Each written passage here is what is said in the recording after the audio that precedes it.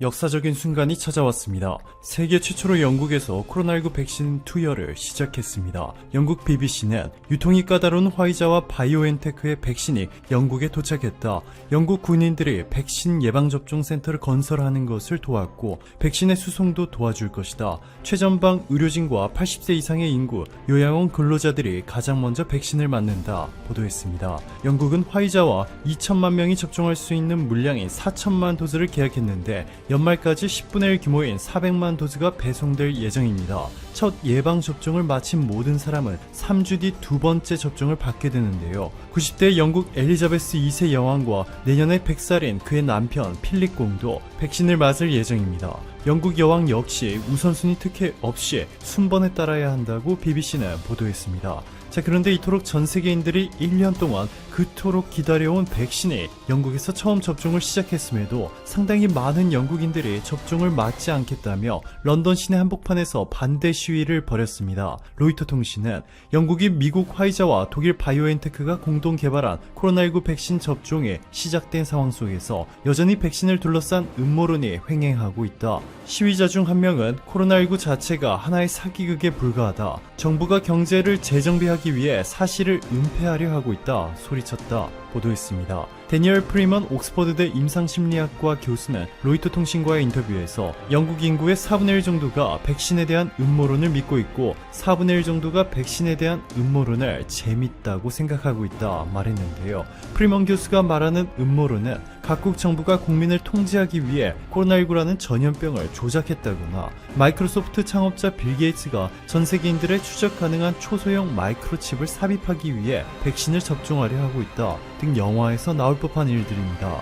이러한 음모론은 놀랍게도 도널드 트럼프 미국 대통령을 지지하는 극우 성향 단체 QAnon에서 확산을 주도하고 있는 것으로 밝혀졌습니다. 이들의 주장은 매우 흥미롭고 자극적입니다. QAnon은 버락 오바마, 힐러리 클린턴, 조지 소로스, 빌 게이츠, 오프라 윈프리 등 세계적인 셀럽들과 헐리우드 유명인사, 미국의 억만장자들이 비밀리에 세계를 지배하고 있다. 정의의 사도인 도널드 트럼프 미국 대통령은 이들에 대항하기 위해 비밀리에 전투를 벌이는 중이다. 존 F 케네디 전 대통령은 아직 죽지 않았고 QAnon의 Q로 활동하고 있다 라며 황당한 주장들을 펼치고 있습니다.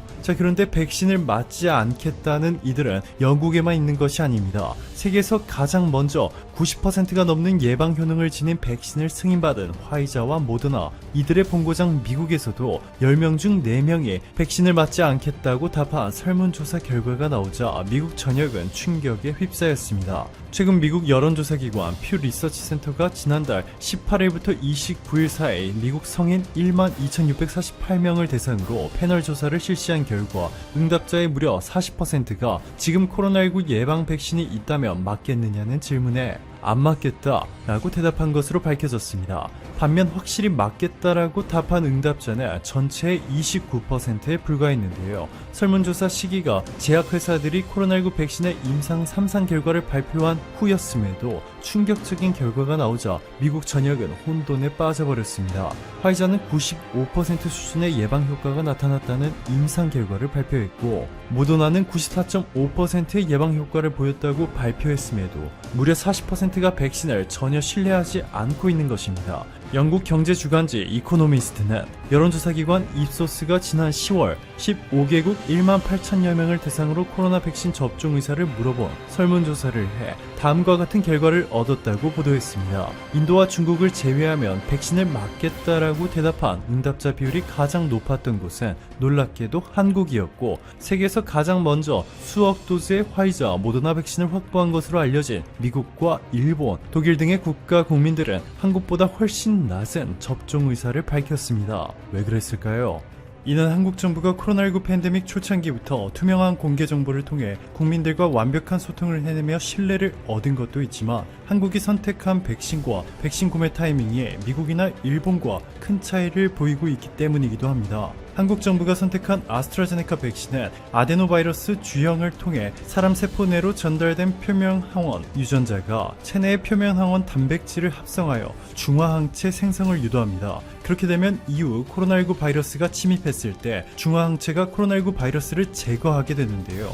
감기를 유발하는 아데노바이러스를 이용한 백신은 오래전부터 안전성이 입증됐기 때문에 한국 국민들도 안심하고 있는 분위기입니다. 다만 일본과 미국, 영국이 가장 먼저 들여오는 화이자와 모더나의 백신은 지금까지는 단 한 번도 상용화된 전례가 없는 메신저 리보핵, mRNA를 활용하는 등 최신 기술로 만든 백신입니다. 단 한 번도 사용되지 않았기 때문에 신뢰하기가 어려울 뿐만 아니라 최대 8도에서 30일 동안 보관이 가능한 아스트라제네카의 백신과는 달리 화이자 백신의 경우 영하 70도에서 보관되어야 하기 때문에 운반도 상당히 까다롭습니다. 일반 냉장고 온도인 2에서 8도에서는 최대 5일까지만 보관이 가능하기 때문에 유통 과정에서 영하 70도를 유지하지 못하거나 지연된다면 폐기 처분해야 하는 액체로 전락하게 되는 것이죠. 한국 아스트라제네카 관계자는 AZ1222 천만 명분을 한국에 공급할 수 있게 돼 기쁘게 생각한다. 공중보건의 긴급한 요구에 부응해 한국 국민의 건강을 보호하고 한국 정부의 코로나19 방역 노력에 힘을 보탤 수 있기를 바란다 전했습니다. 아스트라제네카의 백신을 투여받은 시험 참가자 에드워드 오닐은 BBC와의 인터뷰에서 모든 것이 빠르게 진행되는 것도 놀라웠지만 조심스럽고 신중하게 진행됐습니다.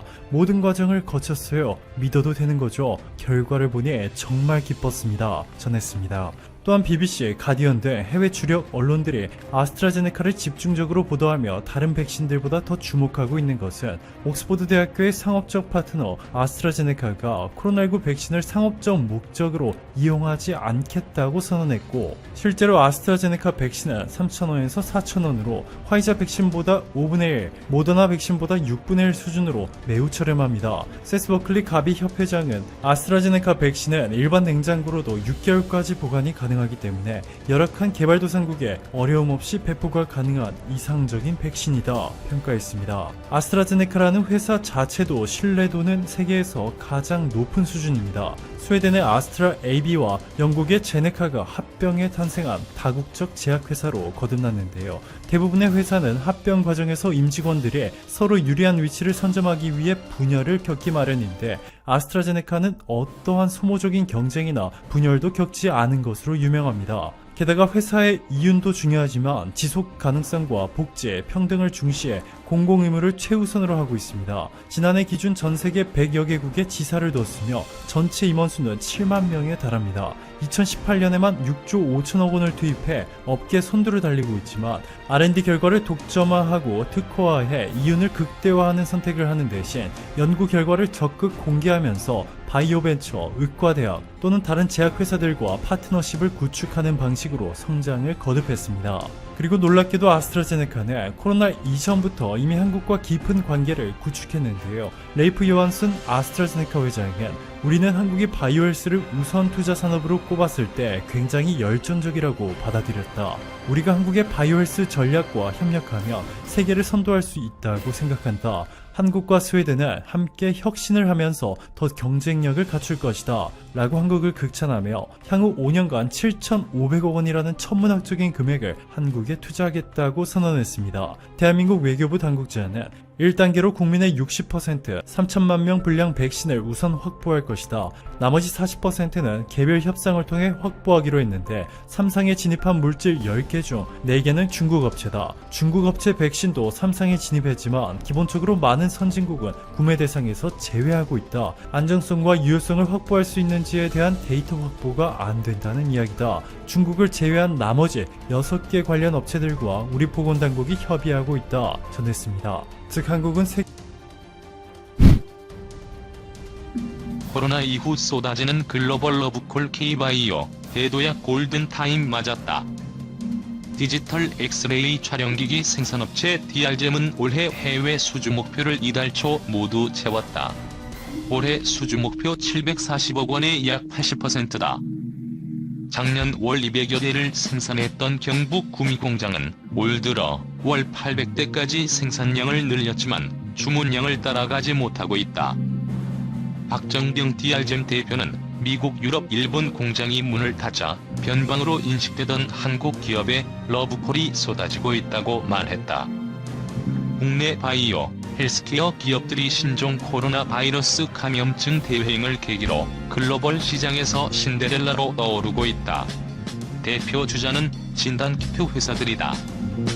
시제는 코로나19 진단키트 수출 물량 1000만 개를 달성했다고 21일 발표했다. 다음 달부터는 월 2000만 개의 진단키트를 생산한다. 3월 말 기준 월 100만 개이던 생산 규모를 한 달 새 20배로 늘리는 것이다. 개당 1만원 안팎인 진단키트를 월 2천억원어치 파는 셈이다. 지난해 전체 매출을 한 달 만에 뛰어넘을 수 있다. 수젠텍, 호젠바이오텍 등 진단회사들의 매출도 수직 상승하고 있다. 진단키트를 선두로 엑스레이, 인공호흡기 등 의료장비, 의약품 원료, 임상시험 수타, 코로나19 치료제 생산 등으로 온기가 퍼지고 있다. 디지털 엑스레이 기계 부품업체 레이언스도 올 1분기 수출이 작년 동기 대비 70% 늘었다. 원격 의료 정보기술 시스템을 수출하는 인성정보는 해외 문의가 폭증하고 있다. 박순만 보건산업진흥원 연구원은 의료기기 분야에 뛰어난 인재가 몰렸다며 한국의 세목거리가 될 가능성이 충분하다고 말했다. 비임상 임상수탁업체 노터스의 김도형 대표는 최근 미국 캘리포니아의 한 회사로부터 긴급 제안을 받았다. 미국 내 연구소가 줄줄이 폐쇄되자 신약 후보 물질에 대한 비임상 시험을 부탁해온 것이다. 비임상 시험이란 신약 개발 후 동물 등의 투약을 해보는 단계다. 해외 유명 제약사들은 영어권 국가의 실험 경험이 많은 회사와 거래해 한국 업체엔 관심을 두지 않았다. 김 대표는 올 들어서만 3건의 해외 계약이 진행 중이라며 신종 코로나 바이러스 감염증 유행 후 달라진 한국 바이오 회사들에 대한 인식 등이 긍정적으로 작용했다고 말했다. 미국, 유럽 등에 밀려 변방으로 여겨져 온 K바이오가 퀀텀 점프하고 있다. 뛰어난 기술력의 한국인의 손기술이 더해진 의료 장비와 진단키트, CRO 분야 등에서 약진이 두드러진다는 게 업계 평가다. 전통 제조업은 고전을 면치 못하지만 의료 장비 기업들은 사상 최대 실적을 벌써 넘어서고 있다. DR잼은 지난해 2600대 수준이던 디지털 엑스레이 촬영기기 생산량을 월 800대 규모로 늘렸다. 연간 생산량만 최대 1만 대 수준에 이른다. 코로나19 확진자들의 폐렴 증상 검사를 위해 하루 최대 2번 흉부 엑스레이를 촬영하면서 엑스레이 기기 수요가 폭증한 덕분이다. 사상 최대였던 작년 매출을 올해엔 단두 달이면 올릴 수 있게 됐다. 이 회사는 엑스레이를 찍으면 기존의 필름 대신 컴퓨터 화면에서 바로 볼 수 있는 장비 제조 기술을 보유하고 있다. 이 회사는 지난해 글로벌 시장에서 5에서 10%의 점유율을 올렸지만 현재는 유럽과 미국의 해외 경쟁사 공장이 줄줄이 문을 닫아 나홀로 수주 낭보를 이어가고 있다. 디지털 엑스레이 기기의 눈에 해당하는 센서를 제조하는 레이언스도 호실적이다. 수출 물량이 지난 1분기 기준으로 전년 대비 70% 늘어난 것으로 업계는 보고 있다. 뷰웍스 역시 1분기 국내외 모바일 의료용 물량이 전년 동기보다 50% 증가했다는 전망이 나온다. 진단키트 생산업체도 고공행진 중이다. 작년 한 해 600만 개가량의 진단키트를 생산한 시제는 21일 기준으로 벌써 1000만 개의 진단키트를 수출했다. 다음 달부터 월 2천만 개 생산 체제에 들어간다. 코로나19 진단키트 수출이 늘면서 암 등 다른 진단 제품 매출도 덩달아 오르고 있다. 임신부로부터 기형아 진단을 하는 제품을 주력으로 하는 랩지노믹스는 올해 매출 이전년 332억 원보다 6배 정도 늘 것이란 전망도 나왔다. 김상표 키움증권 연구원은 코로나19 진단키트 매출 증가와 함께 다른 진단 제품에 대한 관심이 커져 매출이 전반적으로 늘고 있다고 설명했다. CRO 업체도 호황이다. 569건의 실험을 위탁받은 노토스는 올해 30% 이상의 매출 증가가 예상된다. 한국 업체들이 코로나19 위기 속에 글로벌 러브콜을 받는 이유로 미국, 유럽에 뒤지지 않는 기술력, 정부, 기업의 발빠른 코로나19 대응, 공장, 연구소 생산 차질이 거의 없는 점 등이 꼽힌다. 박순만 보건산업진흥원 의료기기 화장품 산업단장은 의료기기는 기술력이 조금이라도 떨어진다면 판매 자체가 어려운 분야라며 한국이란 이유로 소개를 받았지만 코로나19로 인한 인식 개선과 함께 기술력을 인정받았다고 말했다. 발빠른 코로나19 대응도 주효했다. 이승규 한국바이오협회 부회장은 여러 기업이 사업적 위험성을 감수하고 제품 개발에 나섰고 생산 시설도 발빠르게 늘리고 있다며 이런 유연함이 글로벌 시장에서 인정받고 있다고 말했다. 철저한 재택근무와 생산 관리로 문을 닫은 바이오 회사가 거의 없는 것도 높게 평가받는다. 세계적인 생산 차질과 수요 증가로 엑스레이 등 의료기기 가격은 미국에서 두세 배 급등했다. 박정병 DR잼 대표는 지난 2월부터 번잡한 시간을 피해 출퇴근 시간을 조정하고 대부분의 직원이 재택근무를 시작했다며 이탈리아, 스페인 등 경쟁 회사들이 공장을 돌리지 못하는 것과 큰 차이가 있다고 말했다. 중견 강소기업 수출 마케팅 온라인 지원 본격화. 중견기업 글로벌 지원 사업 대상으로 2차 선정된 186개사를 대상으로 산업부와 코트라가 비대면 온라인 수출 마케팅 지원을 본격 추진한다. 이 사업은 잠재력을 갖춘 유망 강소 중견기업의 해외 마케팅을 지원함으로써 이들의 글로벌 시장 진출을 돕고 중견기업의 수출 기업화를 촉진하기 위한 사업이다. 지난 1월 1차로 51개사를 선정한 바 있으며 금번에는 코로나19로 수출 애로를 겪고 있는 기업들을 적극 지원하기 위해 선정 규모를 대폭 확대하고 지원 내용도 강화했다. 산업부와 코트라는 이번에 코로나19에 따른 수출 어려움을 극복하고 4차 산업혁명에 대응하여 미래 유망 시장을 선점하며 현재는 내수 중심이나 향후 수출 가능성이 높은 강소 중견기업들을 다수 선정했다. 최근 국제적 위상이 높아진 국산 의료기기 의약 바이오 제품 등과 향후 수출 잠재력이 높은 원격 온라인 교육 서비스 분야 등의 기업들을 다수 선정했다. 상대적으로 경기 변동의 영향을 덜 받는 식품, 화장품, 의류 등 생활 필수재 관련 기업들도 선정 지원할 계획이다. 또한 오지, IT 서비스, 스마트 모빌리티 등 첨단 기술 제품 생산 기업들을 다수 선정하여 코로나19 이후 더욱 가깝게 다가올 4차 산업혁명과 비대면 시대에도 적극 대응할 계획이다. 매출액 대비 수출액 비중이 10% 미만이고 내수시장 위주로 성장해온 기업들도 선정, 보다 많은 중견, 중소기업들을 수출기업화하여 수출 저변을 확대하도록 할 계획이다.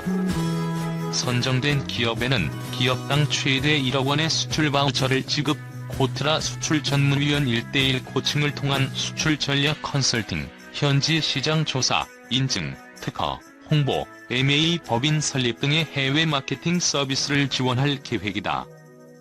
특히 코로나19로 해외 현지 마케팅이 어려운 상황임을 감안 코트라 해외 무역관이 현지 바이어와 긴급 상담을 대행하고 화상 상담과 온라인 마케팅 서비스 등을 제공하는 등 효과적인 비대면 수출 마케팅을 적극 지원할 계획이다.